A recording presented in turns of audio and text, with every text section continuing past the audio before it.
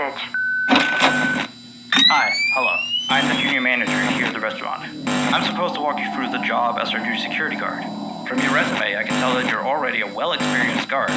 But, you know, it's protocol, so I have to walk you through the basics anyway. So, let's get started. We have security cameras all around the restaurant, and if you bring up the camera panel, you'll be able to view the feed from each camera by pressing the camera buttons on the minimap. Now, our lights are always off during the night, obviously because it'd be a waste of power to leave them on all night.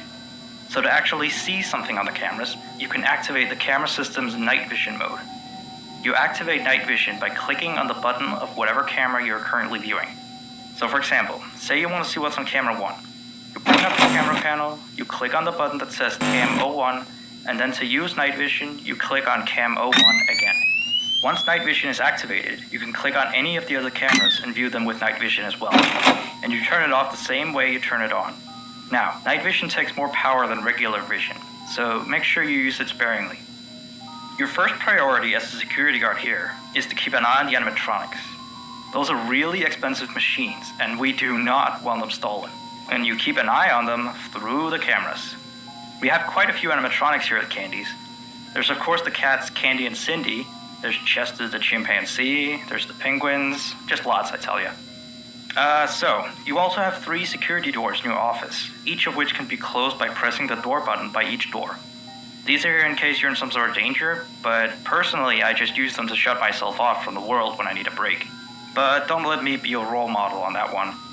You need to remember that closing these doors takes power, and the longer they're closed, the more power they drain. Now, I know that sounds kind of backwards, but you have to trust me on that one. I think it's something about the doors having an automatic fail-safe feature in case the power gets cut off. You know, so they open up if there's no more power. All I know for sure is that they do use more and more power the longer they're closed, so you don't want to keep them closed for too long at a time.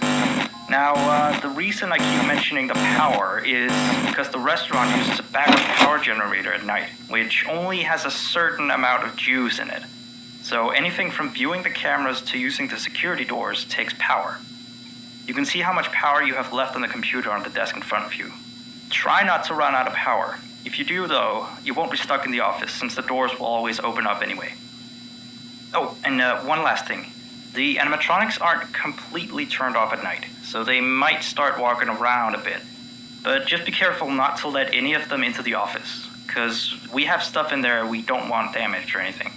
Though, don't bother with the ticket booth door. We won't attempt to get in through there.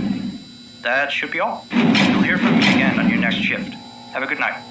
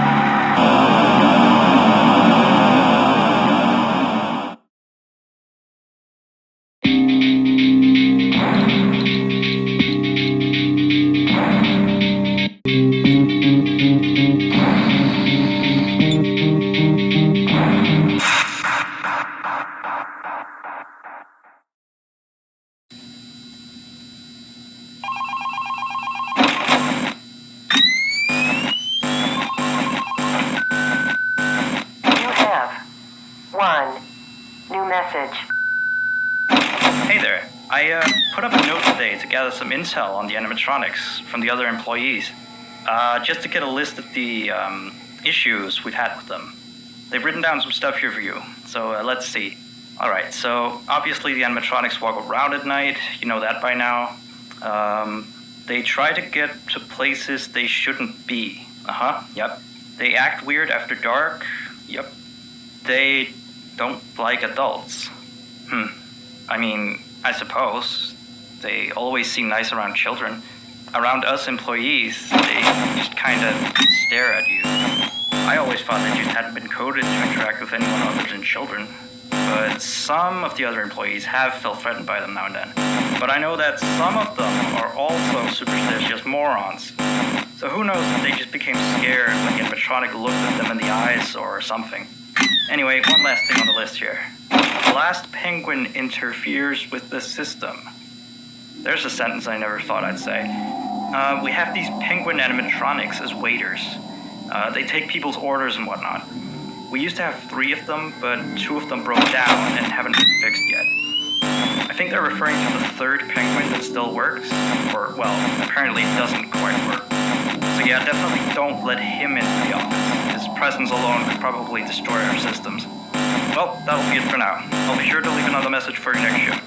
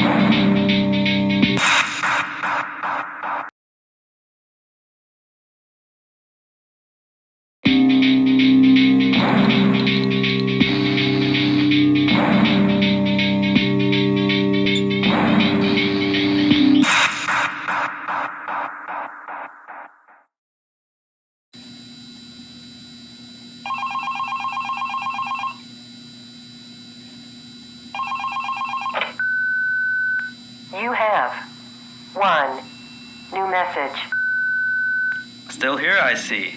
Awesome job these last 2 nights. You're already way better than our previous night guard.